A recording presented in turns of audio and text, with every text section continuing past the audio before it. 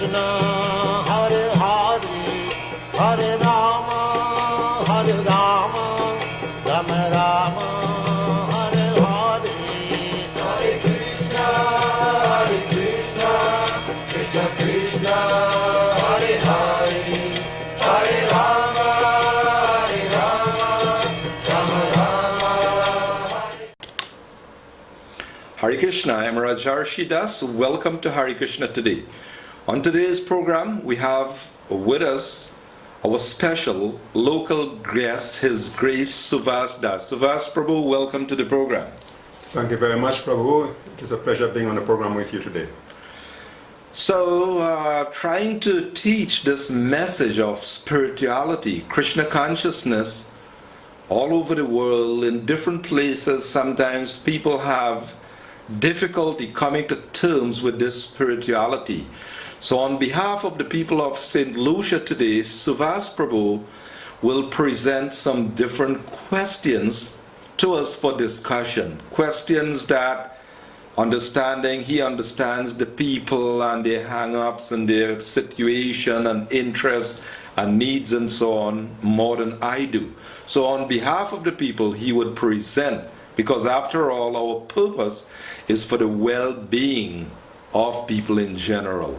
So, Suvas Prabhu, please go right ahead. Let us hear, how you would like to express, the concern or the interest, the needs of the people of St. Lucia. Thank you very much, Prabhu. Once again, let me welcome everyone who will listen to this program today, and I hope it will be a form of enlightenment to everyone. Prabhu, we have been hearing about different religions. Why there are so many different religions and so many different scriptures and different doctrines, and we are all supposed to be worshipping the same God. Could you explain why there's so many different religions in the world today? Yeah, that's an interesting question, because some people logically they would say, well, listen, this is creating a lot of chaos in the world because so many different religions, and very often they say it causes conflict, right? So some people would say, well, look, can't there just be one God and one religion and one everything? Well, I'll tell you why. That's nice, that's a good concept or a good idea, but realistically it won't work. Why? The purpose of religion, religio, is to relink with God. However, to link up different people are situated differently in different modes. Just for example, PhD may be the highest degree of education, right?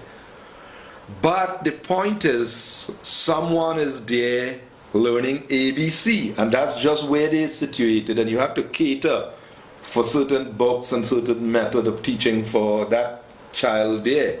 Grade 1, grade 2, grade 3, and like that, different levels of information. Well, so too in religion. People find it difficult to understand why so many different scriptures, so many different religions, but the whole idea is just like if someone calls you up and they say, how do I get to your temple? The first question you will ask is, well, where are you calling from? You need to know where he's calling from so you could give. And the directions may appear different. It is according to where you are situated and how you're going to come there. So we shouldn't be disenchanted when we see the differences. It's just that people are situated in the mode of ignorance, in the mode of passion, in the mode of goodness. And religion is designed by the Lord to gradually elevate people, to bring them to the spiritual platform, the transcendental platform, which is simply to understand we are all eternal servants of God and we are simply meant to know Him and love Him. So that's the reason why there are different religions and different scriptures. Thank you, Prabhu. Does it have anything to do with people's nature, people's acquired nature? Why different people follow different religions in the world? Yeah, well, the different nature. When we speak about nature, Bhagavad Gita puts it in a scientific way. Nature, when we speak about acquired different nature, It means everyone who takes birth in this world, they're controlled differently by the material nature. So the influence of material nature on a soul, he is either controlled more by the mode of ignorance, more by the mode of passion, or more by the mode of goodness.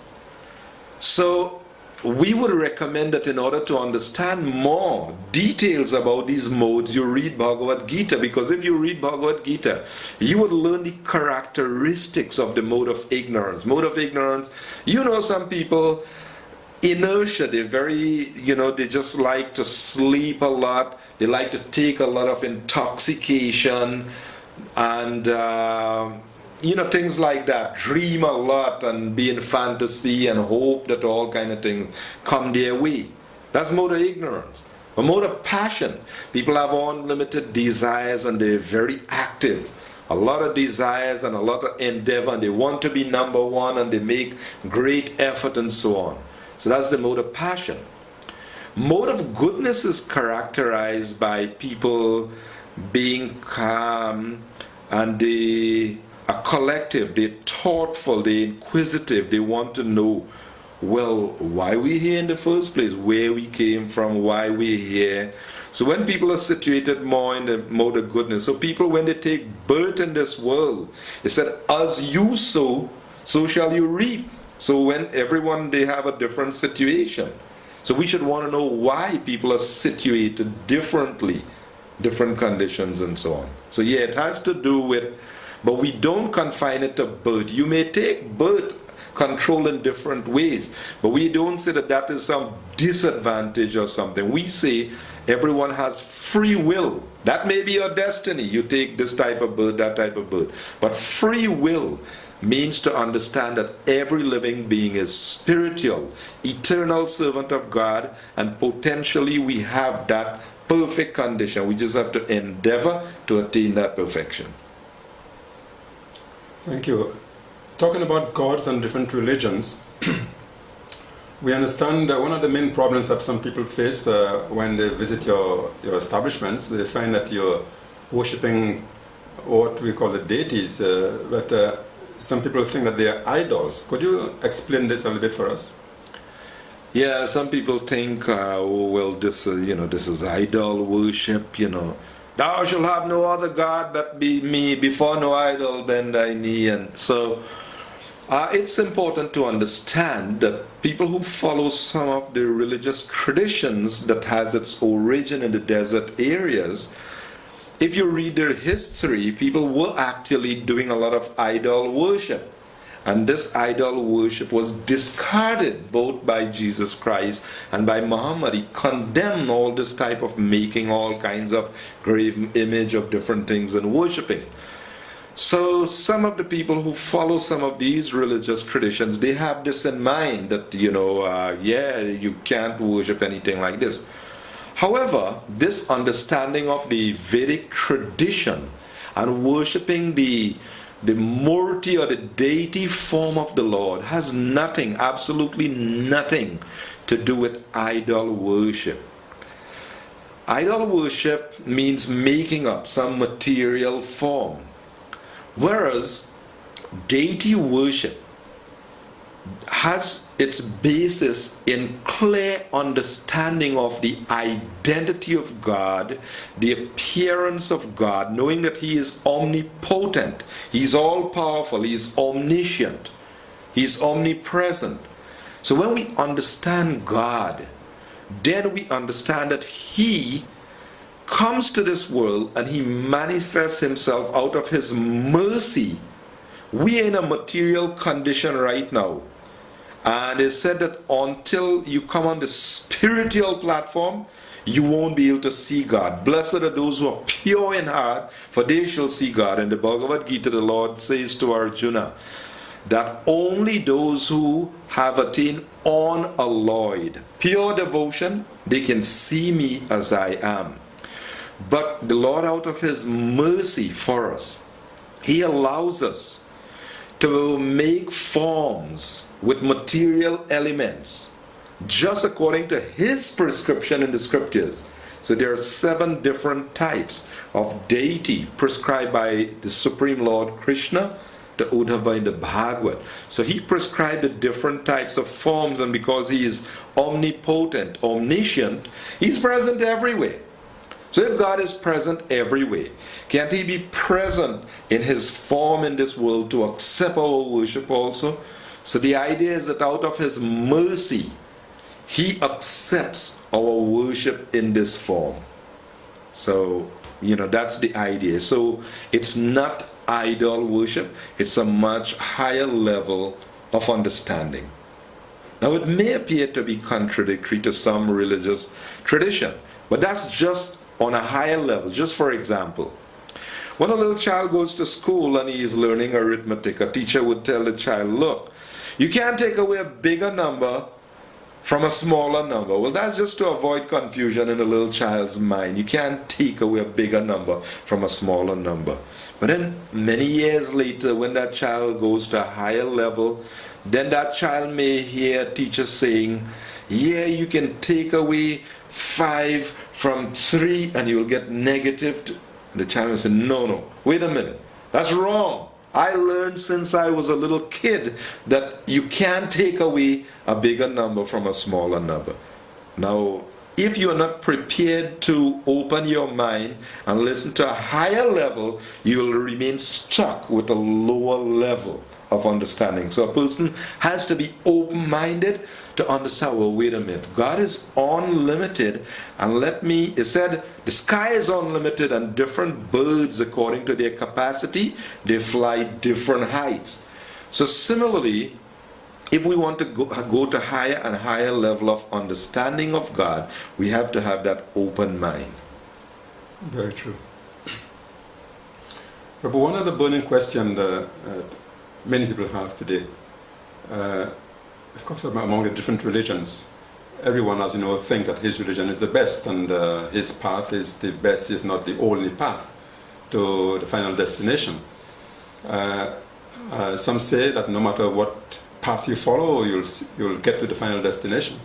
But what is the basis of Krishna consciousness? What is the understanding of Krishna consciousness on this subject? Yeah, actually in some countries it's a very bitter issue, because people think, this is the only way, and they may even quote Jesus Christ said, I am the truth, the way, and the life. No one cometh unto the Father but by me. And someone will say, there's only one God, Allah, and Muhammad is his only messenger, and you close case, right? Everybody else go to hell, right? So what do we believe? Some say their way is the only way, and you close the case. And some people, liberal-minded, they say, well, whatever path you follow, you will attain the same destination. So what we believe in, what we follow, we don't agree that there is only one path, and if you don't follow that, then you go to hell. But at the same time, we disagree that not every path that you follow, you get to the same destination. There are many paths, and many bona fide paths may ultimately bring you to the same. They may have the same goal in mind. But we have to be careful that all the paths, they may have different situation, different destination. So let us speak a little bit about Krishna conscious understanding.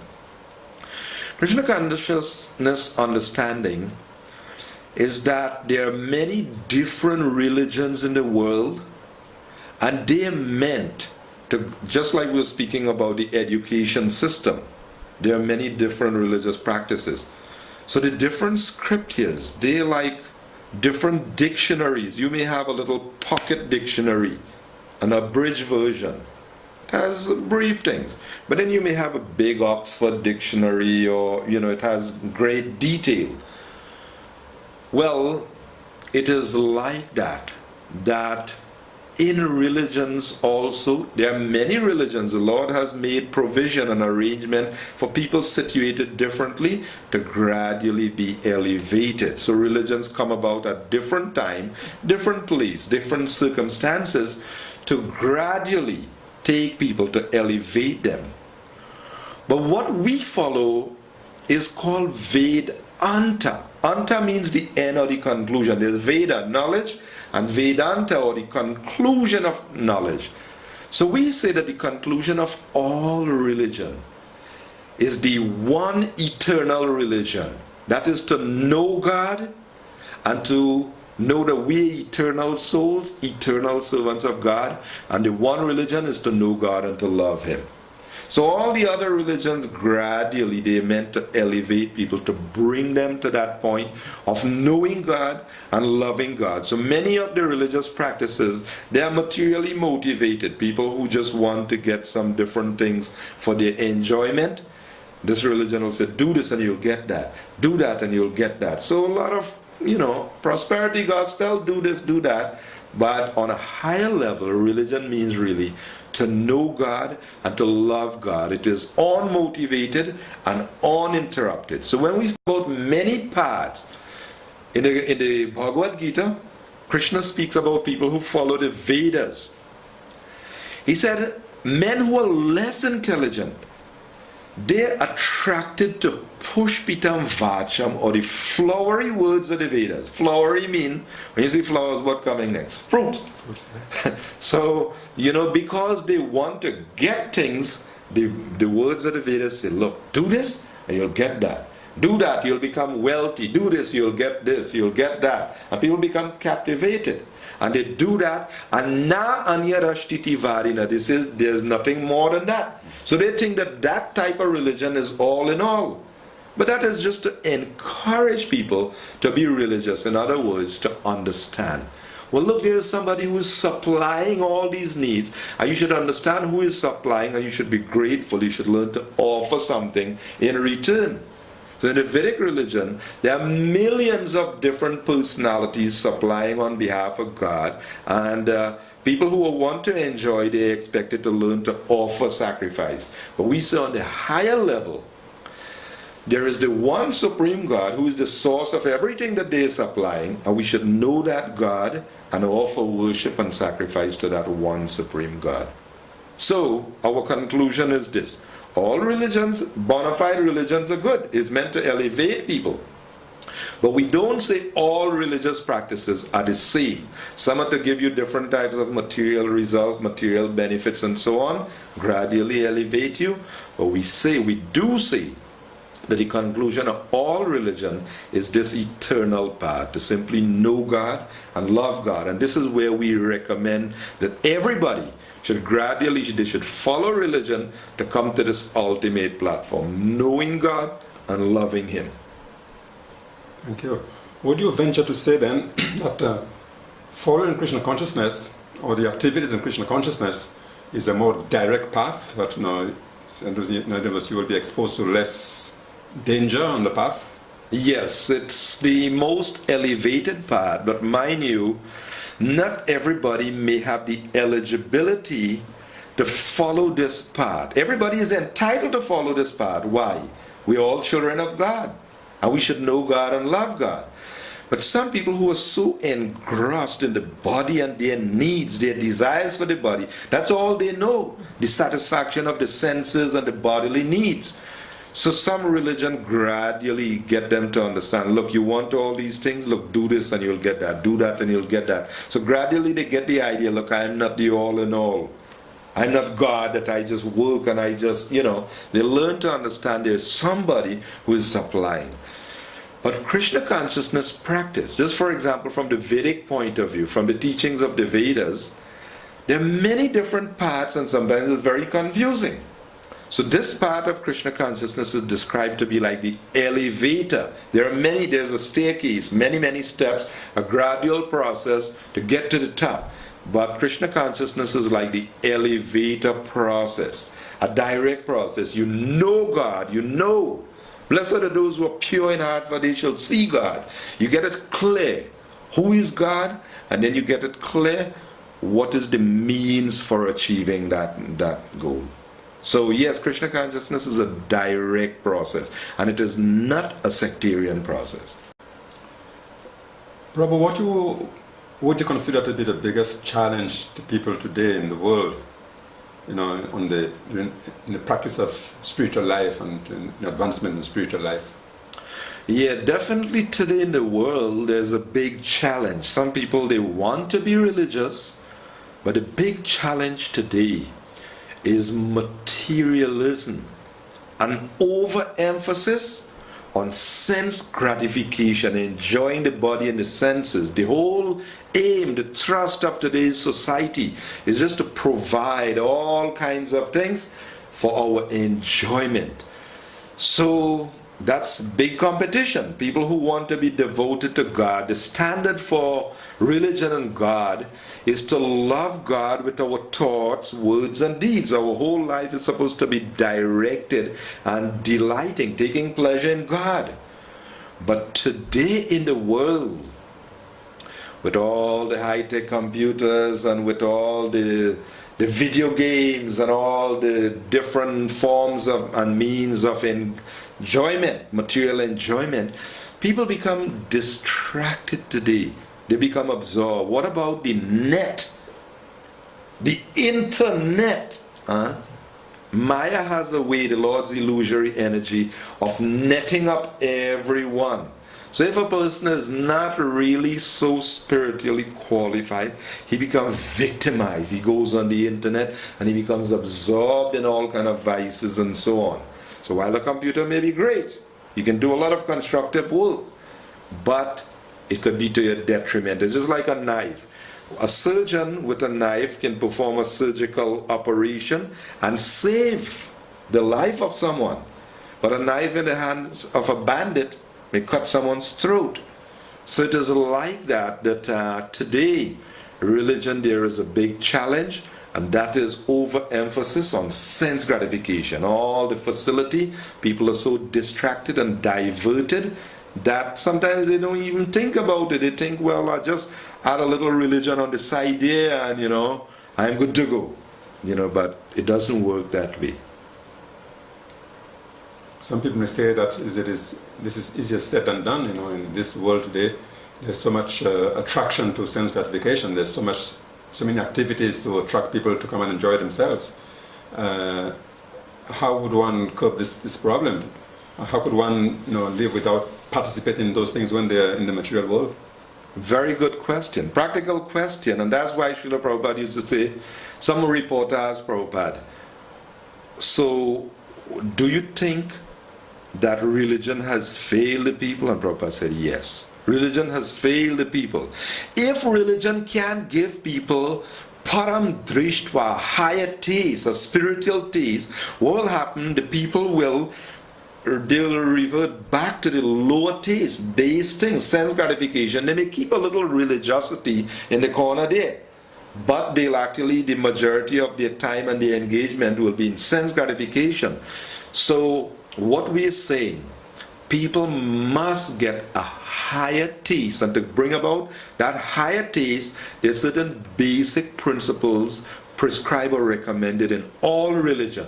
And we say the foremost is the chanting of the names of God. All religious scriptures, from the rising of the sun to the setting of the sun, the names of God is to be glorified. In the Bhagavad Gita, the Lord is saying, always chant my glories. So the scriptures is saying that you have to awaken the natural pleasure. There's natural spiritual pleasure in all souls. But right now it is covered over by this illusion, this bodily concept of life. So we say, by the chanting of the names of God, we can cleanse the consciousness and we can revive or reawaken this natural spiritual happiness. So there are many scriptures, many names of God prescribed, but just in case people are not clear and they don't know what they should do, we recommend that the most effective way in this age is the chanting of the direct names of God, the Maha Mantra. You see, Man means the mind, and Tra means to relieve. So know that people's minds are always riveted, thinking about this, thinking about that, contemplating this, contemplating that. So the idea is that now, by practicing mantra meditation, by chanting the names of God, we awaken the soul's natural spiritual consciousness. Because remember, God is the reservoir of all pleasure. When we chant His name, we're directly linking, we're tapping into the reservoir of all pleasure. So people all over the earth planet, Srila Prabhupada, the founder of the Hare Krishna movement, came and he taught people all over the world the chanting of this Hare Krishna mantra. And just by doing it, they started experiencing natural spiritual pleasure, and they started giving up all intoxication, all kinds of gambling, all types of diversions. So this is what we are prescribing and recommending for people in general. So we have exhausted our time. We'll continue on our next program. We'd like to thank you all. Thank you very much, Suvas Prabhu, for the wonderful questions and the interest and for the benefit of the people in general. Thank you all very much for viewing, and do join us again next week for another presentation. Hare Krishna. Thank you, Prabhu, and Hare Krishna.